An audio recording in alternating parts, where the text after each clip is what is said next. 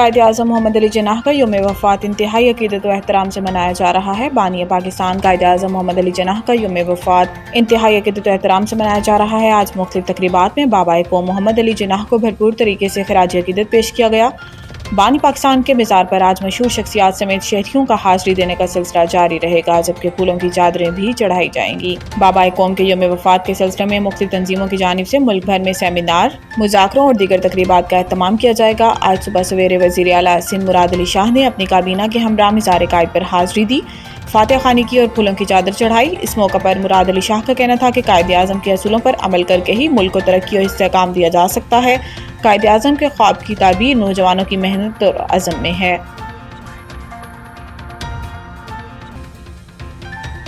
اسرائیلی حملوں کے خلاف اظہار یکجہتی، وزیر اعظم ایک دو روزہ دورے پر قطر روانہ۔ نائب وزیر اعظم و وزیر خارجہ محمد اسحاق ڈار، وزیر دفاع خواجہ محمد آصف، وزیر اطلاعات و نشریات عطا اللہ تارڑ اور معاون خصوصی طارق فاطمی وزیر اعظم کے ہمراہ پاکستانی وفد میں شریک۔ وزیر اعظم کی دوحہ میں قطری امیر شیخ تمیم بن حماد الثانی سے ملاقات ہوگی، جس میں وزیر اعظم دوحہ پر بلا جواز اسرائیلی جارحیت اور بین الاقوامی قوانین کے صریح منافی حملوں کی تنازع میں قطری امیر اور قطری عوام سے یکجہتی کا اظہار کریں گے۔ قطر اور پاکستان کے مابین دیرینہ تاریخی برادرانہ تعلقات میں جو مشترکہ عقیدے اور اقدار پر پابندی ہے، پاکستان نے قطر کا ہمیشہ ہر مشکل وقت میں ساتھ دیا اور دیتا رہے گا۔ اس کا اظہار وزیر اعظم قطری امیر سے ملاقات میں کریں گے۔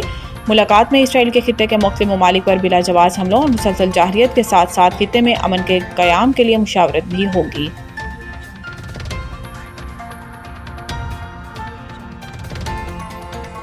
پنجاب حکومت کا نجی کشتیوں کو ریگولیٹ کرنے کا فیصلہ، اے سی جلال پور پیروالا عہدے سے فارغ۔ وزیر اطلاعات پنجاب عظمہ بخاری نے لاہور میں پریس کانفرنس کرتے ہوئے بتایا کہ ایک پرائیویٹ کشتی چلانے کا واقعہ سامنے آیا۔ پرائیویٹ کشتی سیلاب زدگان کو محفوظ مقام پر منتقل کرنے کے پیسے مانگ رہی تھی۔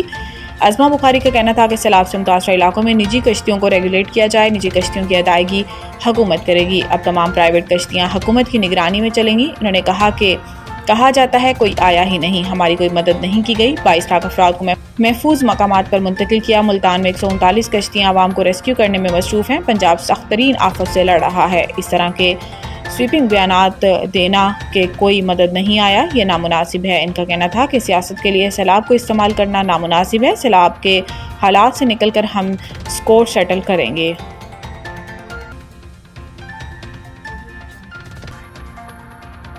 کوتاہیاں ہوتی ہیں مگر ہم اپنے کام سے مطمئن ہیں۔ کراچی میں مزار قائد پر حاضری کے بعد میڈیا سے گفتگو میں وزیر اعلیٰ سندھ نے کہا کہ کل میں نے دیکھا بہت سی برساتی مینڈک نکل آئے اور بیانات دیے۔ ان سے کہتا ہوں اتنی تقسیم پیدا نہ کریں اور باز رہیں۔ مسائل ضرور ہیں مگر انتظامیہ متحرک ہے۔ ہم اپنے کام سے مطمئن ہیں۔ کوتاہیاں ہوتی ہیں مگر غلط افواہیں دینا درست نہیں۔ انہوں نے کہا کہ پچھلے 3 دن بارش میں انتظامیہ متحرک رہی۔ میرا نہیں خیال ایسی مثال کہیں اور ملتی ہے۔ 19 اگست کو ہونے والی بارشوں کے پیشن گوئی نہیں تھی۔ ہماری غلطی یہ تھی کہ ہمیں لوگوں کو آگاہی دینا چاہیے تھی۔ مراد علی شاہ کا کہنا تھا کہ ہم سے یہ غلطی ہوئی ہے کہ بارش ہوتے ہی ہم فوراً گھر کے لیے نکل پڑتے ہیں۔ 19 اگست کو لوگ دفاتر سے جلدی نکل پڑے اور بارش کے پانی کے باعث گاڑیاں بند ہوئیں۔ بارش کا پانی کلیئر کرنے میں 2 سے 2.5 گھنٹے لگتے ہیں، اس لیے فوری گھروں کے لیے نہ نکلیں۔ وزیر اعلیٰ نے مزید کہا کہ سعدی ٹاؤن اور سعدی گارڈن سے پانی گزارنے کے لیے نالہ بنایا ہے پر اس میں بھی مسائل ہیں، جبکہ M9 پر ہمیں نالے کی گزرگاہ بنانے کی اجازت نہیں۔ ہم نے M9 انتظامیہ کو بنانے کا کہا ہے۔ کراچی میں 24 گھنٹوں کے دوران موسم کیسا رہے گا؟ چیف میٹرولوجسٹ کراچی امیر حیدر لغاری کے مطابق آج شہر کا مطلع کہیں مکمل اور کہیں جزوی ابرآلود رہنے کا امکان ہے، جبکہ مضافاتی علاقوں سمیت شہر میں ہلکی بارش کا امکان ہے۔ محکمہ موسمیات کے چیف کا کہنا ہے کہ جمعہ سے مطلع جزوی اور مرطوب رہنے کی توقع ہے۔ بلوچستان منتقل ہونے والے سسٹم کو بحیرہ عرب سے نمی مل رہی ہے، جس کے تسلسل کے سبب نچلی سطح کے بادلوں کی وجہ سے جمعہ کو بھی کبھی کبھار فوار اور بوندا باندی کا امکان رہے گا۔ چیف میٹرولوجسٹ نے واضح کیا ہے کہ شہر میں موسلادھار بارشیں ہونے کا کوئی امکان نہیں۔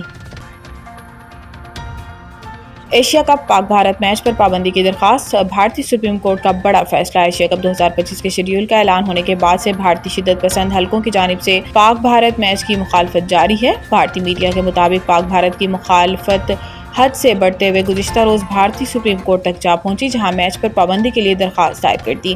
تاہم جسٹس جے کے میشوری اور وجے بشنوئی پر مشتمل بینچ نے اس معاملے کی سماعت کرنے سے بھی انکار کیا۔ انہوں نے ریمارکس دیے کہ میں صرف اتنا کہہ دوں گا کہ یہ صرف ایک میچ ہے۔